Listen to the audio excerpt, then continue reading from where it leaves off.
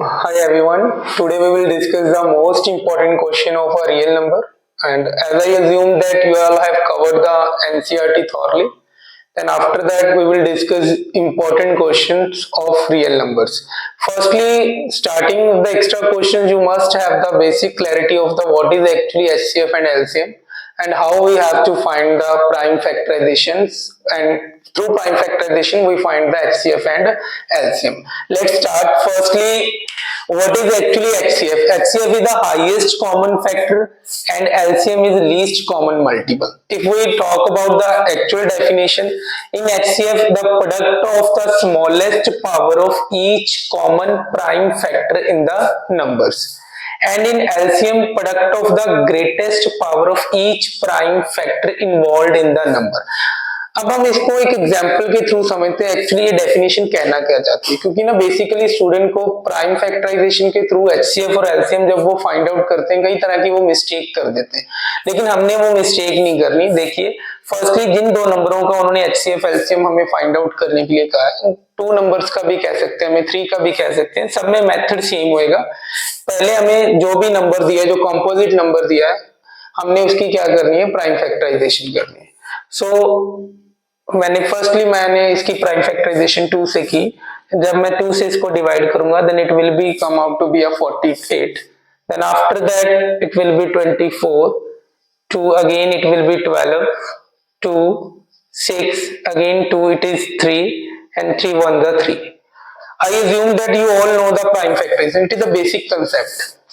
Then after that we will do the same procedure for the 120. If we go with 2, then it will be 60, 2 again it will be 30, then 15, 3, 5, 1 the 5.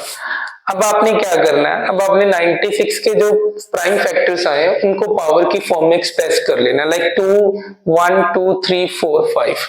2 इस prime factorisation में कितनी time आ रहा है, 5 time, और 3 1 time आया। Similarly in 120 2 हमारा 3 time cover हो रहा है, 3 हमारा 1 टाइम कवर हो रहा है, और 5 हमारा 1 टाइम कवर हो रहा है।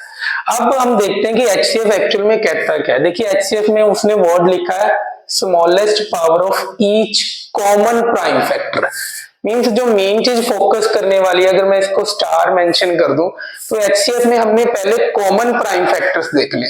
तो कॉमन देखिए, यहां पर अगर मैं बात करूं 2 और 2 दोनों में कॉमन प्राइम फैक्टर आ रहे हैं, और 3 भी कॉमन प्राइम फैक्टर आ रहा है, लेकिन 5 दोनों में कॉमन नहीं आ रहा।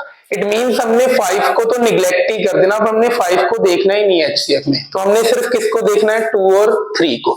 बट उसमें भी हमने क्या देखनी है, कॉमन प्राइम की कौन सी पावर लेनी है, स्मॉलेस्ट पावर लेनी है।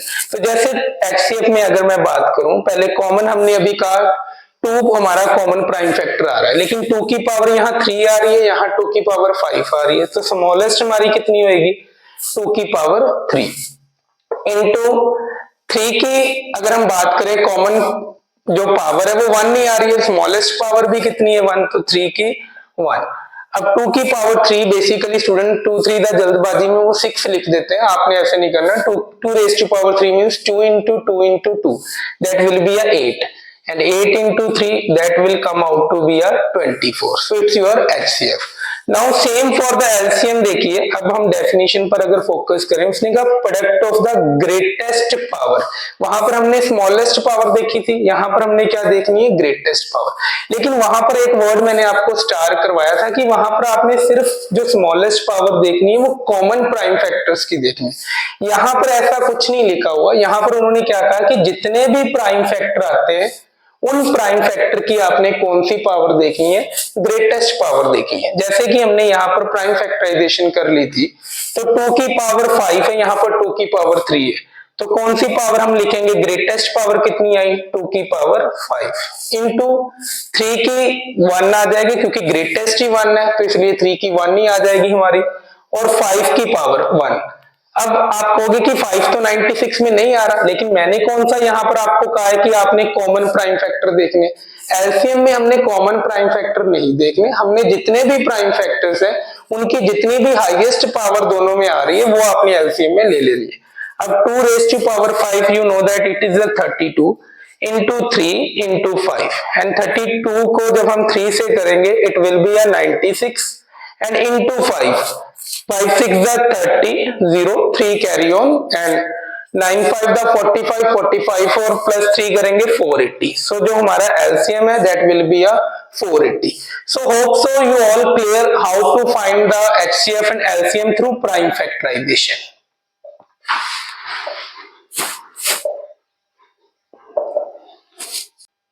तो अब हम HCF और LCM के रिगार्डिंग कुछ एक्स्ट्रा क्वेश्चंस करेंगे. लाइक यहाँ पर हम बात करें two positive integer a and b are written as a हमें दिया हुआ है x square y and b हमें दिया हुआ है x y स्क्वायर. ये कोई a और b कोई भी positive integer you can say that it is a composite number, उसकी हमें प्राइम फैक्टर्स दिए हुए हैं. अब ये क्वेश्चन हर साल एग्जाम में बनता है कि आपसे वो इसका HCF पूछ लेते हैं और LCM पूछ लेते हैं. तो फिर वही बात जो अभी मैंने आपको रिपीट की थी कि आपको प्राइम फैक्टराइजेशन के थ्रू HCF और LCM की डेफिनेशन क्लियर होनी चाहिए. तो अगर हम HCF की बात करेंगे पहले तो हमने सिर्फ क्या देखने, कॉमन प्राइम फैक्टर x दोनों में आ रहा है, तो इसकी हमने कौन सी पावर लेनी है, स्मॉलेस्ट. यहाँ 2 है, यहाँ पर 1 है, तो कौन सी पावर HCF में आएगी, x की पावर 1 एंड y की पावर यहाँ 1 है, यहाँ 2 है, तो स्मॉलेस्ट कितनी हुई, y की 1. सो x1 y1 मींस xy हमारा क्या आ गया, HCF. सिमिलरली एलसीएम ऑफ अगर हमने a और b फाइंड आउट करना है तो एलसीएम में हमने क्या लेनी है, जितने भी प्राइम है उनकी ग्रेटेस्ट पावर, चाहे वो कॉमन है या नहीं है. बाय लक यहाँ पर दोनों कॉमन ही आ रहे हैं, लेकिन हमने उसकी क्या लेनी है, ग्रेटेस्ट पावर लेनी है. यहाँ पर 1 पावर है, यहाँ पर 2, तो हम x की पावर क्या लेंगे, 2 लेंगे, और यहाँ पर y की 1 पावर है, यहाँ पर y की 2, तो ग्रेटेस्ट y की पावर क्या होगी, 2. तो x स्क्वायर y स्क्वायर आपका क्या हो जाएगा, एलसीएम हो जाएगा. तो ये क्वेश्चन 1 मार्क्स का हर साल एमसीक्यू में आपका बनता है, तो ये शॉर्ट है, आपको आएगा एग्जाम में. अब अनदर क्वेश्चन देखिए, उससे पहले मैं आपको एक रिजल्ट बताना चाहता हूं कि प्रोडक्ट ऑफ टू नंबर्स जो होते हैं जिनका हम HCF और LCM फाइंड आउट करते हैं, उनकी जो प्रोडक्ट होती है वो ऑलवेज किसके इक्वल आती है, HCF इंटू LCM की प्रोडक्ट के. ये रिजल्ट हमारा ऑलवेज वेरीफाई होता है, but it applicable only for the two numbers. अगर आप कहोगे कि ये नंबर 3 नंबर्स के लिए भी ये रिजल्ट होता है, तो 3 नंबर्स के लिए ये रिजल्ट नहीं होता. It is only applicable for the two number, that is product of two numbers equal to HCF into LCM. तो वही बात है, यहाँ पर देखिए XY की हमें प्रोडक्ट दे दी है 180 और हमें क्या दे दिया है, HCF दे दिया है 3, and what we have to find out, we have to find the LCM. सो अगर मैं बात करूं यहाँ पर तो प्रोडक्ट की वैल्यू मेरे को कितनी दे दी है, 180, एंड HCF और X and Y हमें क्या दे दिया है, 3, and what we have to find, we have to find the LCM. सो ये 3 इधर मल्टीप्लाई हो रहा है, इधर आकर क्या हो जाएगा, डिवाइड हो जाएगा. सो जब आप डिवाइड कर रहे हो इसको तो 3 1 3, 3 6 18, और ये आपकी साथ में क्या आ जाएगी, 0. तो जो LCM of X and Y है वो आपका क्या आ गया, 60 आ गया. होप सो ये आपको क्लियर है. Question is, if HCF of 52 and 91 is expressible in the form of 10m plus 3, then the value of m is. So firstly देखिए उसने क्या कहा आपको कि HCF को आपने एक्सप्रेस करना है, किसकी फॉर्म में एक्सप्रेस करना है, हमने 10m plus 3 की फॉर्म में. तो firstly we will calculate the HCF of 52 and 91. Again हमने जो HCF सीखा है वो किसके थ्रू सीखा है, हमने प्राइम फैक्टराइजेशन के थ्रू. अर्लियर आपको यूक्लिड एल्गोरिथम भी होता था, लेकिन वो अब सिलेबस में से डिलीट हो गया, तो आपके पास जो ऑप्शन बचता है HCF फाइंड आउट करने का वो प्राइम फैक्टराइजेशन के थ्रू ही रह जाता है. तो हम प्राइम फैक्टराइजेशन के थ्रू पहले इसकी प्राइम फैक्टराइजेशन करेंगे 52 की, तो इट्स 26, अगेन 2 पर ये हमारा क्या आ जाएगा, 13, एंड 13 इज प्राइम नंबर, तो ये आपको पता है ये 13 पर ही जाएगा, उसके अलावा ये किसी नंबर पर नहीं जाएगा. अगेन फॉर द 91 अगर आप देखोगे तो इसके वंस प्लेस पर 1 आ रहा है, तो ये 2 से तो डिविजिबल नहीं होगा. तो 3 की डिविजिबिलिटी हमें पता है कि डिजिट का सम अगर 3 के टेबल पर आता है तो वो नंबर थॉरली 3 से क्या हो जाता है, डिविजिबल हो जाता है. लेकिन यहाँ पर अगर हम नंबर के सम की बात करें 9 + 1 10 हो गया, तो 10 तो 3 के टेबल पर आता नहीं है, तो ये 3 के टेबल पर भी नहीं जाएगा. उसके बाद नेक्स्ट जो प्राइम नंबर होता है वो 5 होता है हमारा, तो 5 की डिविजिबिलिटी भी आपको आनी चाहिए क्योंकि इससे आपकी कैलकुलेशन फास्ट हो जाएगी. अब 5 की डिविजिबिलिटी क्या कहती है कि लास्ट पे 0 और हमारा क्या आना चाहिए 5। अगेन यहाँ पर 1 आ रहा है तो ये 5 से भी नहीं डिविजिबल होगा। तो नेक्स्ट प्राइम नंबर जो हमारा है 7 है। जिनको टेबल की प्रैक्टिस है वो डायरेक्ट भी कर सकते हैं। इट इज फॉर ओनली दोस्त जिनको टेबल्स नहीं आते हैं हायर टेबल, तो वो ऐसे चेक कर सकते हैं इंडिविजुअली प्राइम नंबर से। तो ये 7 के टेबल पर ये कहां पर आएगा हमारा 13 पर, और 13 अगेन प्राइम नंबर है तो ये 13 पर ही आएगा। तो अब हम इसका देखें 52 के फैक्टर्स देखें तो 52 में 2 हमारा 2 टाइम आ रहा है एंड 13 हमारा 1 टाइम आ रहा है। 91 देखें तो ये 7 इंटू क्या है 13। तो अभी बात की थी एचसीएफ में हमने क्या देखना है, कॉमन प्राइम फैक्टर्स देखने। पहली बात तो 2 हम नहीं लेंगे क्योंकि 2 दोनों में नहीं है, 7 भी नहीं लेंगे क्योंकि 7 दोनों में कॉमन नहीं है, तो बच गया हमारा 13। अब कॉमन की कौन सी पावर लेनी है हमने, स्मॉलेस्ट। तो स्मॉलेस्ट क्या है 13 की 1 नहीं है, तो हमारा जो एचसीएफ है इसका क्या आ गया 13। लेकिन उसने हमसे एचसीएफ नहीं पूछा, उसने हमसे क्या पूछी है, एम की वैल्यू पूछी है। तो अब हमने एम की वैल्यू को क्या करना है, कैलकुलेट करना है। तो वही हम सिंपल एक्सप्रेशन सॉल्व करेंगे इसका। प्लस का 3 हमारा इधर आकर क्या हो जाएगा माइनस का 3, देन इधर हमारा 10m रह गया, 13 में से 3 जाएंगे 10 is equal to 10m, then 10 इधर मल्टीप्लाई हो रहा है, इधर आकर क्या हो जाएगा बेटा डिवाइड, एंड 10 की 10 से कटिंग होकर 1। सो जो हमारा m है उसकी वैल्यू क्या आ गई 1 आ गई। अब उससे नेक्स्ट क्वेश्चन देखिए क्या है, the sum of exponents of prime factors. कि कोई हमें एक कंपोजिट नंबर दिया हुआ है, वो कह रहा है उसकी प्राइम फैक्टराइजेशन करिए, और प्राइम फैक्टराइजेशन कर कर जो प्राइम फैक्टर आएंगे उनके एक्सपोनेंट्स का सम बताना है। अब एक्सपोनेंट्स क्या होता है, जब भी हम किसी नंबर को किसी पावर की फॉर्म में लिखते हैं, लाइक अगर फॉर एग्जांपल मैं कहूं 2 रेज़ टू पावर 3, तो ये 3 यहाँ पर 2 का क्या शो कर रहा है, एक्सपोनेंट शो कर रहा है। तो firstly we have to make the prime factorization of 196। For that again 196 last पे हमारा वंस प्लेस पर 6 आ रहा है, तो हमें पता है ये 2 से डिविजिबल हो जाएगा। 2 पर ये हमारा 98, देन अगेन 2 पर ये हमारा 49, एंड 49 हमें पता है ये सीधा किस प्राइम फैक्टर्स पर जाएगा 7 पर, एंड 7 1 7। अब देखिए, अब मैं अगर 196 के प्राइम फैक्टर्स की बात करूं, 2 हमारा 2 टाइम आया एंड 7 हमारा कितने टाइम आया 2 टाइम। बट हमने अब क्या बताना, क्या हमने एक्सपोनेंट्स का सम बताना है। तो ये हमारे प्राइम फैक्टर्स हो गए, इसका एक्सपोनेंट कितना है 2, इसका एक्सपोनेंट भी कितना है 2, तो 2 प्लस 2 कितना हो गया बताइए 4। तो हमारे पास जो इसका आंसर है दैट इज 4। इसके जो एक्सपोनेंट्स का सम है वो कितना आएगा 4 आएगा। नेक्स्ट देखिए बेटा, एक स्टेटमेंट हम डिस्कस कर लेते हैं। ये 3 मार्क्स में मोस्टली क्वेश्चन ऐसा बन जाता होता है एग्जाम में आपके। देखिए क्या है, on their morning walk 3 persons step of together with their steps measuring 40 centimetre, 42 centimetre and 45 centimetre respectively, with what is the minimum distance each should walk so that the each can cover the same distance in complete steps। अब basically ना बच्चों को पता नहीं लगता होता है कि इसमें हमने HCF फाइंड आउट करना है कि LCM फाइंड आउट करना है। वन वे तो देखिए ये होता है कि जो HCF होता है ना, यह is the highest common factor. इसमें वर्ड हमें क्या दिखता है, हाईएस्ट दिखता है।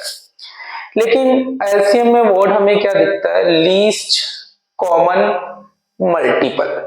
लीस्ट को आप ये भी कह सकते हो कि मिनिमम वर्ड भी है। तो कई बच्चे क्या सोचते हैं कि यहाँ पर मिनिमम आ गया तो 101% ही है कि ये एलसीएम ही है। कई क्वेश्चनों में तो ये ट्रिक आपकी काम कर जाती है, लेकिन कई क्वेश्चनों में ना ऐसा नहीं होता। आपने हमेशा क्वेश्चन को जज करना है कि अब वो आपसे पूछ क्या रहा है। देखिए जो एचसीएफ होता है ना किन्हीं भी नंबरों का, वो उन नंबरों में से जो स्मॉलेस्ट है जा तो उसके इक्वल हो सकता है, जा उनमें उन तीनों में से स्मॉल के इक्वल हो सकता है। लेकिन जो एलसीएम होता है वो कॉमन मल्टीपल होता है, वो उन तीनों नंबरों का जो कॉमन बड़ा मल्टीपल होगा वो होगा। अब जैसे हम यहाँ बात कर रहे हैं, अब 3 पर्सन है, फर्स्ट पर्सन की अगर मैं बात करूं उसके जो स्टेप की लेंथ है वो कितनी है 40 सेंटीमीटर, और जो सेकंड पर्सन है उसके स्टेप की लेंथ कितनी है 42 सेंटीमीटर है, एंड जो थर्ड पर्सन है उसके स्टेप की लेंथ कितनी है 45 सेंटीमीटर। अब उसने क्या पूछा, what is the minimum distance each should walk. अब देखिए अगर आप इन तीनों नंबरों का एचसीएफ निकालने जाओगे, अगर मैं आपको कर भी दिखाऊं, देखिए 40 का अगर मैं प्राइम फैक्टराइजेशन करूं 22 10 फिर अगेन 2 पर ये क्या आएगा 5 1 5। अगेन फॉर द 42, क्योंकि अगर हमने एलसीएम भी फाइंड आउट करना है, एचसीएफ भी फाइंड आउट करना है, हमें प्राइम फैक्टराइजेशन तो करनी ही पड़ेगी ना। तो मैं पहले इसकी प्राइम फैक्टराइजेशन कर देता हूँ, फिर मैं आपको बताता हूँ कि हमने क्यों नहीं इसमें एचसीएफ किया और एलसीएम क्यों फाइंड आउट करना है, वो उसका लॉजिक आपको क्लियर होना चाहिए। क्योंकि जब स्टेटमेंट सम आएगी, ये जरूरी नहीं कि सेम आए, और आप कई बच्चे मिनिमम देखकर एलसीएम किसी क्वेश्चन में तो जो जज हो जाता है कि इसमें एलसीएम ही लगना है, लेकिन आपने किस बात का ध्यान देना है उस पर फोकस करिए। देखिए पहले हम इसकी प्राइम फैक्टराइजेशन कर लेते हैं। अब 45 की करें, सो 3 पर 15, 3 पर 5, 5 1 5, तो 40 equal to 2 raise to power 3 into 5, इसके जो प्राइम फैक्टर्स बने। 42 के क्या बने, 2 इंटू 1 इंटू 3 की 1 इंटू 7 की 1, एंड 45 के जो बने दैट इज 3 की पावर 2 इंटू 5 की पावर 1। अगर मैं एचसीएफ की बात करूं, देखो एचसीएफ अभी हमने क्या कहा, पहले कॉमन फैक्टर्स देखो। मैं बताना चाहता हूं कि हमने एचसीएफ क्यों नहीं फाइंड आउट करना, उसके लिए पहले मैं एचसीएफ की वैल्यू आपको बता दूं इसकी क्या आएगी। देखिए पहले तो 2 तीनों में कॉमन नहीं है, नहीं आएगा। ना ही 5 तीनों में कॉमन है, 5 भी नहीं आएगा। 3 भी हमारा तीनों में कॉमन नहीं है, 7 भी नहीं, तो इनमें कुछ भी कॉमन नहीं आ रहा। तो इसको एचसीएफ तो हमारा क्या बन रहा है 1, तो 1 सेंटीमीटर, क्या वो मिनिमम 1 सेंटीमीटर डिस्टेंस कवर करें जिसके उनके स्टेप मीट कर दे। 1 सेंटीमीटर फर्स्ट वाले की तो लेंथ स्टेप की क्या है 40 सेंटीमीटर। तो जैसे कि मैंने बताया कि एचसीएफ क्या होता है कि या तो 3 नंबरों में से स्मॉलेस्ट के इक्वल आ सकता है, या तीनों में जो कॉमन है उसके इक्वल आ सकता है। तो इस केस में आपका एचसीएफ नहीं आना था, क्योंकि एचसीएफ कितना आ रहा है 1 आ रहा है, तो मिनिमम डिस्टेंस 1 कवर करने पर तो उनके स्टेप ही नहीं कवर हो पाएंगे। तो इसलिए इस क्वेश्चन में हमने क्या फाइंड आउट करना है, उसका एलसीएम फाइंड आउट करना है। आप ऐसे चेक कर लिया करो। अब देखिए अगर हमने एलसीएम फाइंड आउट करना है, तो एलसीएम के लिए हमने सिर्फ जो अभी डेफिनेशन के अकॉर्डिंग हम कर रहे हैं कि उसमें हमने सिर्फ जो फैक्टर्स आ रहे हैं उनकी क्या देखनी है, हाईएस्ट पावर देखनी है। अब 2 चाहे हमारा कॉमन नहीं आ रहा, लेकिन 2 की हाईएस्ट पावर कितनी आ रही है 3। फिर हम दोबारा 2 की 1 को नहीं कंसीडर करेंगे, क्योंकि हमने 2 की जितनी हायर पावर आ रही थी उसको हमने कंसीडर कर लिया 1 टाइम। सिमिलरली 3 फैक्टर अगर मैं चूज करूं, 3 की हाईएस्ट तीनों में कितनी आ रही है 2 पावर। सिमिलरली 5 की पावर क्या आ रही है 1 इंटू क्या आ रहा है 7। अब हम इसको सॉल्व कर लेते हैं। 2 की पावर 3 हमें पता है क्या होता है 8, इंटू 3 की पावर 2 क्या होता है 9, इंटू 5 इंटू 7। अब 9 8 का क्या होता है आपको पता है 72, इंटू 5 इंटू 7। अब मैं 72 को जब 5 से मल्टीप्लाई करूंगा, 5 2 10, 1 कैरी ऑन हो जाएगा, 7 5 35, 35 और 1 क्या हो गया 36, 360 इंटू अब हमने क्या करना है 7 से, तो 7 0 0, 7 6 42 और 4 हमारा क्या हो गया कैरी, 7 3 21, 21 और 4 हमारा क्या हो गया 25। तो इतना मिनिमम डिस्टेंस उन तीनों पर्सन्स को कवर करना पड़ेगा, तब जाकर कंप्लीट स्टेप्स में वो एक दूसरे के what is the minimum distance. तो आपका मिनिमम डिस्टेंस कितना है 2520 सेंटीमीटर, वो इनको इतना वॉक करना पड़ेगा, तब जाकर उनके स्टेप्स क्या होंगे कंप्लीट होंगे। होप सो ये आपको क्लियर है कि कैसे आपने जज करना है कि आपने एचसीएफ फाइंड आउट करना है कि एल। तो हम एक अनदर स्टेटमेंट हम देखते हैं। देखिए the traffic lights at 3 different road crossing change after every 48 second. देखिए जो फर्स्ट क्रॉसिंग है आपकी वो कितने टाइम के बाद चेंज हो रही है 48 सेकंड के बाद, एंड जो सेकंड क्रॉसिंग है वो आपकी चेंज हो रही है 72 सेकंड के बाद, एंड जो थर्ड क्रॉसिंग है that is change after 108 second. So then he asked if they change simultaneously, अगर वो simultaneously क्या हो रही है चेंज हो रही है, कब चेंज हो रही है at 7 AM, at what time will they change together next। तो आपने बताना है कि वो नेक्स्ट कब चेंज होएगी। अब देखिए क्वेश्चन ये राइज होता है कि यहाँ पर ना तो आपको कहीं वर्ड मिनिमम दिख रहा है ना ही वर्ड मैक्सिमम दिख रहा है, तो आप कैसे जज करोगे कि हमें इसका एचसीएफ फाइंड आउट करना है कि एलसीएम फाइंड आउट करना है। तभी मैंने कहा कि आपने इन वर्ड्स को देखकर कई बार तो आपको पता लग जाएगा लेकिन आपने इसको अंडरस्टैंड करना है।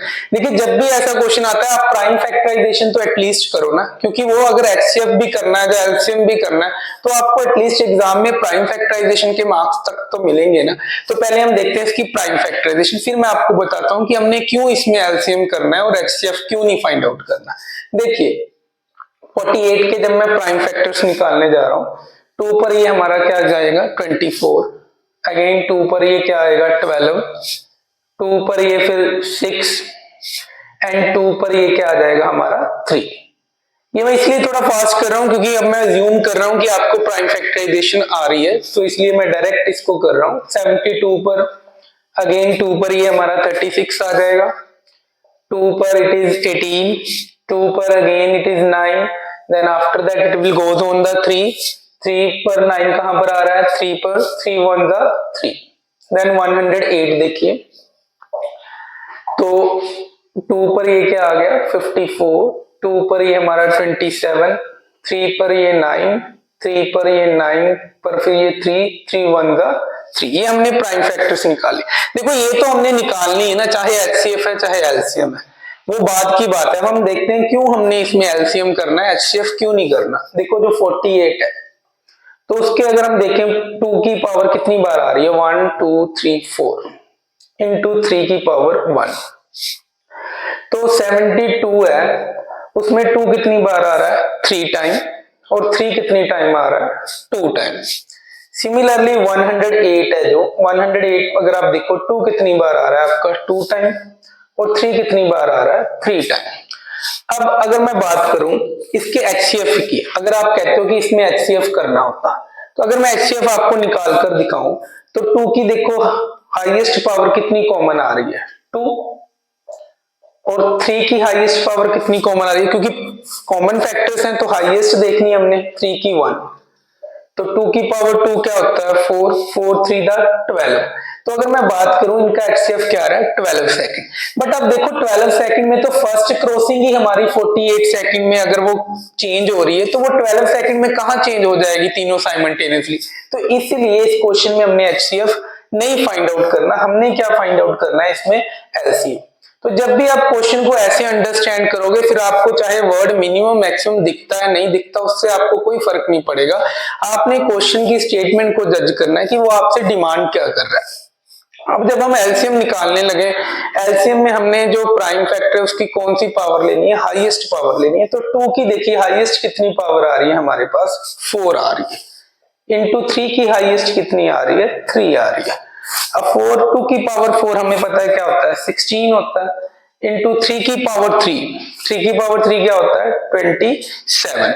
अब मैं 27 को अगर 16 से मल्टीप्लाई करूं, 7 6 42, 4 कैरी ऑन, 6 2 12, 12 और 4 हमारा 16, इंटू 7 1 7, 2 1 2, तो ये हमारा आ गया 432 सेकेंड। तो 432 सेकंड जो उनका क्या आएगा कॉमन मल्टीपल आएगा, जिसके इतने सेकंड के बाद वो दोबारा क्या होंगी चेंज। लेकिन हमने सेकंड में नहीं बताना, हमने टाइम बताना है प्रॉपरली कि अगर वो 7 AM पे चेंज हुई थी तो अब दोबारा कब चेंज होगी। तो मैं सेकंड को मिनट में कन्वर्ट कर रहा हूं, सेकंड को मिनट में कन्वर्ट करने के लिए मेरे को पता है मेरे को 60 से क्या करना पड़ेगा डिवाइड करना पड़ेगा। तो 432 है, 7 6 42, 1 2, तो जब मैंने 12 से किया 6 2 12, तो ये मेरे 72 मिनट आए। तो अब मिनट को भी मैं आर में कन्वर्ट करूं, 72 मिनट को मैं क्या लिख सकता हूं 1 आवर 12 मिनट लिख सकता हूं। बताइए ये बात आपको क्लियर है, क्योंकि 1 आवर में 60 मिनट होते हैं, तो 72 मिनट की अगर मैं डिवीजन करूं, मैंने 60 मिनट को क्या बना दिया 1 आवर, रिमेनिंग 12 मिनट को मैंने एज सच रख दिया, क्योंकि मैंने एग्जैक्ट टाइम बताना है उनको। तो 7 AM के बाद 1 आवर हमारा कब होगा बताइए 8 AM, और मिनट कितने 12। तो जो अब ट्रैफिक जो सिग्नल है यहाँ पर उन्होंने रोड क्रॉसिंग का हुआ है, ट्रैफिक लाइट का हुआ है, तो वो अब दोबारा कब चेंज होंगी साइमल्टेनियसली टुगेदरली, जब क्लॉक पर टाइम क्या होगा 8 AM 12 minute. So hope so आपको ये स्टेटमेंट सब क्लियर है। The rest of question we will discuss in the next video. कुछ क्वेश्चन और इंपॉर्टेंट है इस चैप्टर के, वो हम नेक्स्ट वीडियो में कवर करेंगे।